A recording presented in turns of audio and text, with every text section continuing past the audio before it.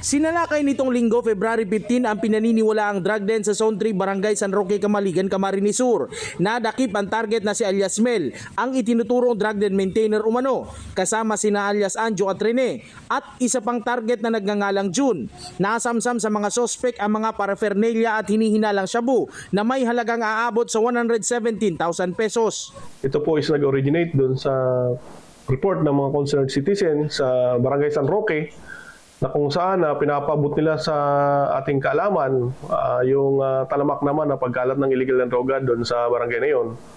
Particularly yun doon sa parting Sabungan. Kung kaya't ang ating mga operatiba is nagsagawa ng series casing of surveillance, and saka makatuwid po, nakapag-test by tayo doon sa mga subject natin kung saan po is nakapag-dismantle tayo ng drug den, at nakapag-arrest tayo ng 3 tao doon, at doon naman sa kabilang operation ng Camaligan MPS, katulong yung other law enforcement agencies, is nakapag-arrest rin ng isang personalidad.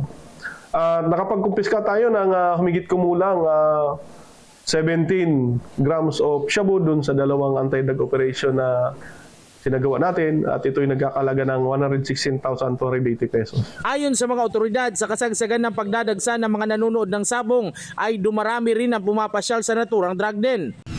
Samantala, arestado din ng Naga City Police ang 3 katao sa mismong Valentines, 2 magkahiwalay na bypass operation. Sa Balatas, Naga City, naaresto si alias Igme sa Zone 5, Looban 1. Nakuha sa kanya ang 6 na piraso ng hinihinalang shabu. Sa Concepcion Pequeña, naaresto ang 2 sospek na sina Marcia at Jose na nakuha na ng aabot sa 20,000 pesos na halaga ng shabu. Ang pag-iba tadigdiyo iyo ang mandatory witness sa tuyang mga sa kapulisan, pagsuporta sa kapulisan, tangani siguro mabawasan manigdiyo sa tuya ang yan nagagaramit ng pinagbabawal na droga.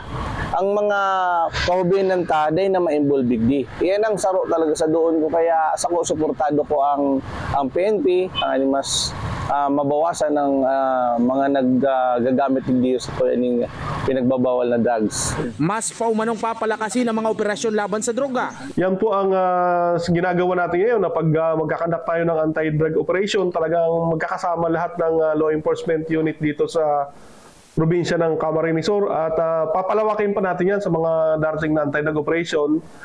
Isasama natin lahat ng tropa na nandito sa Kamsur para po matulungan tayo na kung hindi man masawata yung problema ng illegal na droga sa ating probinsya, is at least makapagbawas tayo ng medyo may impact din sa community.